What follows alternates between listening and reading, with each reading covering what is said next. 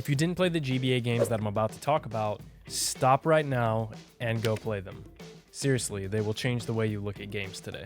The Game Boy Advance is quite possibly one of the best systems ever made, especially the SP model. I took mine literally everywhere as a kid, and I'm pretty sure that I have neck problems to this day from being heads down in these amazing games. From Mario to Metroid to Mother 3, there are so many good games on this system that people still talk about to this day. But what made them so good? It's a good question.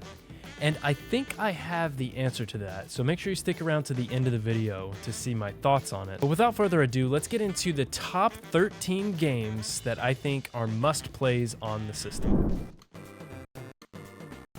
Number 13, Sonic Advance. Sonic Advance brought our beloved Blue Boy to the Game Boy Advance, delivering fast-paced platforming action.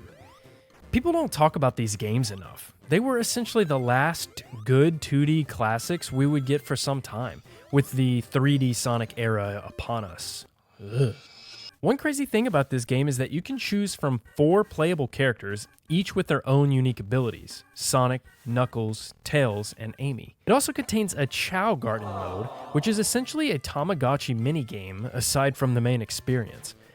This was a stripped-down version of the Chow Garden found in Sonic Battle Adventure 2, which I was also addicted to.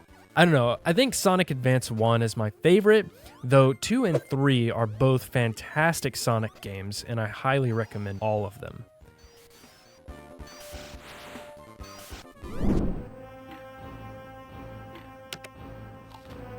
Number 12, The Lord of the Rings: The Return of the King. Bet you didn't expect this one. Before you jump to totally valid conclusions about lackluster video game releases based on movies, just take a look at what's going on here. This is basically Diablo on the Game Boy Advance, and it's actually a really solid Diablo style at that. I can't name you many other games like it on the console at all. It's got a respectable list of 8 playable characters from the movie, which each handled differently based on their specific skills and class.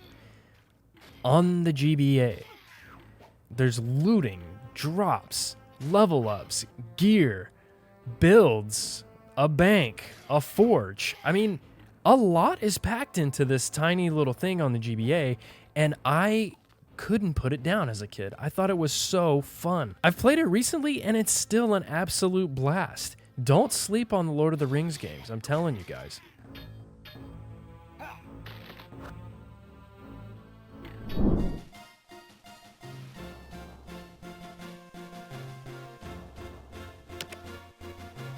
Number 11, Final Fantasy Tactics Advance. Final Fantasy Tactics Advance is a turn-based tactical RPG that shares extreme similarities to the original Final Fantasy Tactics on the PlayStation. But, in my irrelevant opinion, it feels more at home on the GBA. The standout characteristics of Final Fantasy Tactics Advance lies in its deep and strategic gameplay rooted in a robust job system, where characters can specialize in certain job classes and then spec into secondary jobs. Doing this back in the day opened up a world of replayability that I looked for in my handheld games. I've never played Tactics Ogre on the GBA, so until I do so, this is the best game of this type on the console.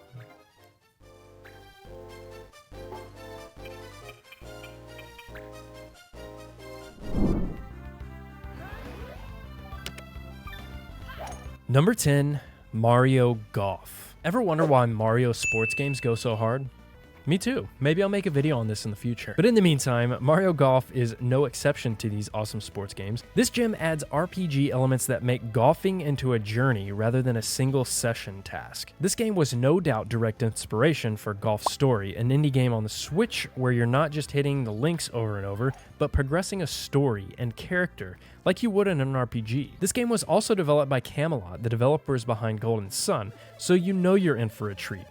The art style is extremely similar, but there's something about Camelot's signature GBA artwork that always resonated with me, and I had to keep coming back to it.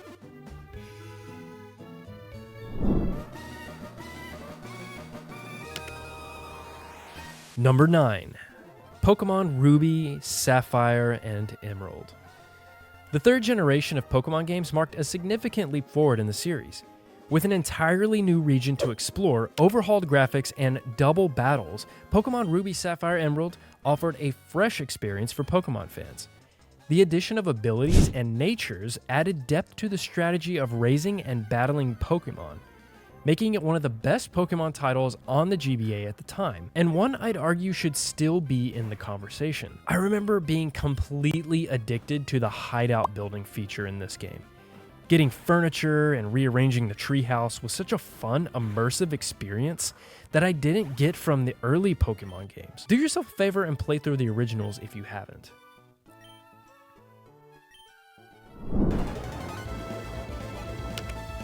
Number 8. Golden Sun.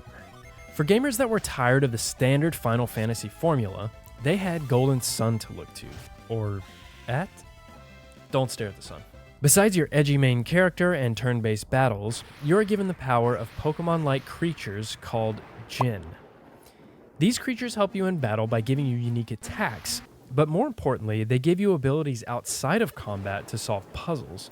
This was my favorite aspect of the game, and it allowed the developers to get creative with how they designed dungeons and towns, so the in-between bits of the RPG didn't feel stale, but rather rewarding when you solved the quote-unquote puzzle. The story here is also really great, so be sure to check this game out or its sequel on the GBA.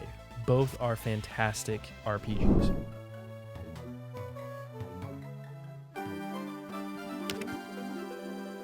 Number 7. WarioWare Inc. WarioWare Inc. takes a quirky and innovative approach to minigames. Players engage in a rapid succession of microgames, each lasting only a few seconds, requiring quick reflexes and wit. The fast-paced gameplay, along with its absurd humor and a plethora of bizarre characters, kept me entertained for hours. There's an inexplicable charm to WarioWare Inc. that keeps you coming back for more, or at least it did for me. Who knew that tiny bite-sized pieces of minigames would be better than drawn-out normal minigames? TikTok users, I suppose. I would always do the free play mode and see how fast I could go before failing. And there are plenty of other WarioWare games to check out as well, even on the GBA. But I've always thought this first iteration was the best.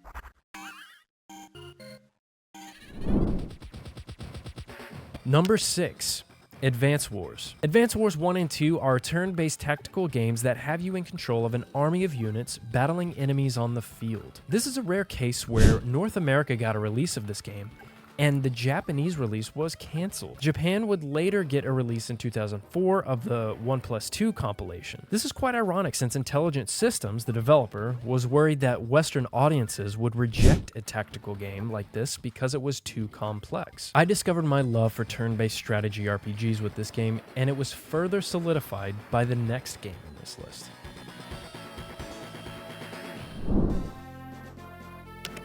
Number 5. Fire Emblem, or Fire Emblem 7, depending on who you ask. Fire Emblem 7 was the first localized Fire Emblem North America would see, and it was magical. Choosing your team from the plethora of awesome characters was captivating to me. I couldn't wait to see who I'd unlock next, and how they'd tie into the story or the other character's personal story. This game utilizes a battle system based on a rock, paper, scissors mechanic called the Weapon Triangle. The Weapon Triangle is so simple yet so effective in teaching the player strategy. Permadeath was also a new mechanic to me as a kid, which added weight to every single decision I made. I was hooked, and I think you will be too.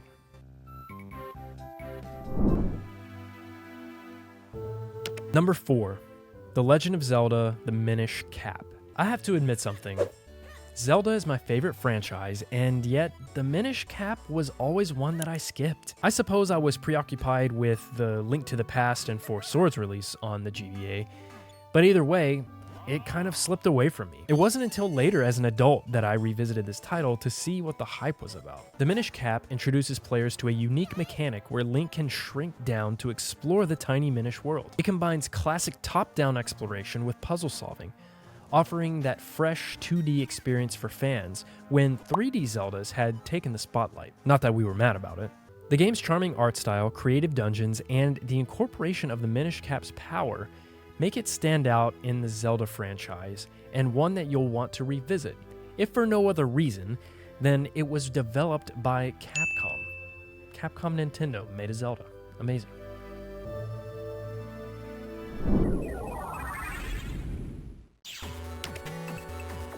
Number 3, Mega Man Battle Network 2. You thought you knew Mega Man until Battle Network came out. And I'm specifically calling out Battle Network 2 here, since it was the one that really resonated with me through childhood, but basically all of them are heat. This is a Mega Man spin-off that sounds like nonsense on paper, but in practice it lands so well. Play as Lan Hikari, a high schooler who uses his computer avatar, Mega Man EXE, to jack in to electronic devices to rid them of bad data and viruses. Things get pretty heavy when you start to fight against an elite underground dark web network of cyber terrorists, but other than that, it's just a fun time surfing the web. Seriously, the battle system here is so much fun. It's a grid-based dance where you use chips, essentially a deck builder system, to combo attacks and delete enemies. So unique, so fun, and so worth playing.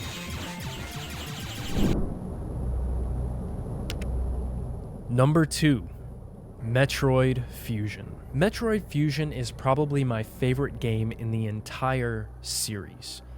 You of course play as Samus on a biological space station where strange events are taking place after Samus is infected with a parasite that has also fused to give her powers. So you can expect standard Metroidvania gameplay where you're traversing through really cool areas throughout the station and unlocking new abilities that will unlock new paths for you to explore. One unique characteristic of Metroid Fusion that really stuck with me as a child, and even to this day I think about when I think about game atmosphere, is this idea of having to avoid the SAX in this game, which is a parasite that is mimicking Samus's full power suit.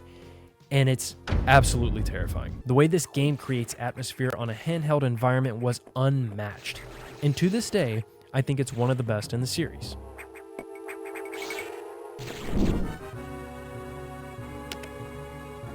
And number 1, Castlevania Aria of Sorrow. Aria of Sorrow is a masterpiece.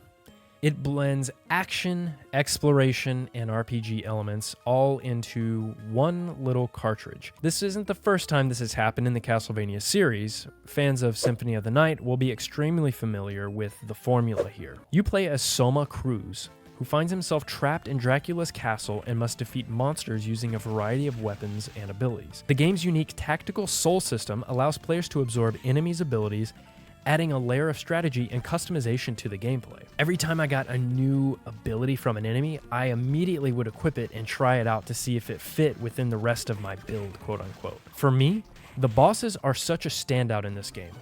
Each one has a fantastic design, and the power-ups feel very rewarding every single time you get one. I can come back to this game every year and find so much enjoyment. I highly recommend this game, along with the sequel on the DS, Dawn of Sorrow. So back to the question that I posed at the beginning of this video. What makes these games so good? You have to remember that back when the Game Boy Advance came out, everything was moving to 3D. Pretty much every single company, every single development team was trying to enter into the 3D space. GBA games represented the 2D style of games of the past, of what was being replaced with this new world of 3D. What you ended up with was the beauty and perfection of the SNES and Genesis era, but taken to the next level in terms of artwork and system capabilities. It's simply the end game of 2D gaming, and it was by and large perfect. Again, I want to know the GBA games that defined your childhood, the ones that you would have put on this list and the ones that I missed. And consider watching this video right here.